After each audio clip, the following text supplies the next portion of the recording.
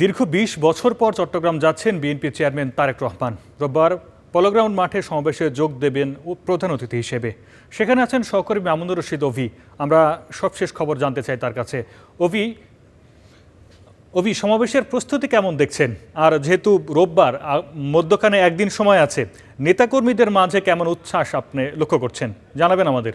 এদের মধ্যে একেবারেই উচ্ছ্বাস প্রকাশ করছে এবং ২০ বছর পর তারেক রহমান চট্টগ্রামে আসবেন সে কারণে কিন্তু চট্টগ্রামবাসী এবং আশেপাশে যে সমস্ত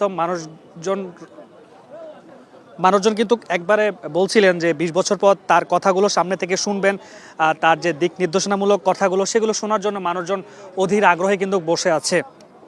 আমরা দেখেছি সকালে চট্টগ্রাম নগর বিএনপি যে নেতাকর্মী রয়েছেন তারা মাঠ পরিদর্শন করেছেন।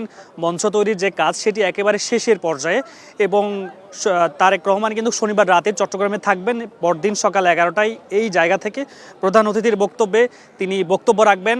মানুষজন, নেতাকর্মী, মহানগর জেলা উপজেলার যে সমস্ত নেতাকর্মী রয়েছে সকলে কিন্তু এরই মধ্যে আসতে শুরু করেছেন।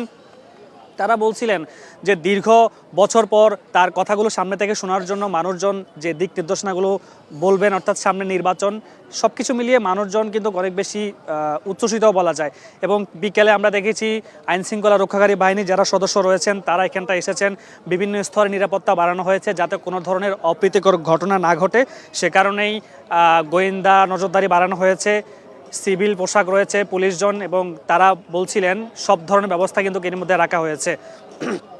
নেতাকর্মী বলছিলেন এর আগে তারেক রহমান চট্টগ্রামে এসেছিলেন একটি সিটি কর্পোরেশন নির্বাচনে ভোট চাওয়ার পক্ষে। বলা যায় এই যে নির্বাচন সামনে রেখে তারেক রহমান আসবেন, সব কিছু মিলিয়ে আমরা বলতে পারি দীর্ঘ ২০ বছর পর তারেক রহমান যে চট্টগ্রামে আসছেন, মানুষজনের মধ্যে অনেক বেশি উচ্ছ্বসিত। তারা এই মাঠে এর মধ্যে আসতে শুরু করেছেন, বিভিন্ন জায়গা থেকে আসছেন।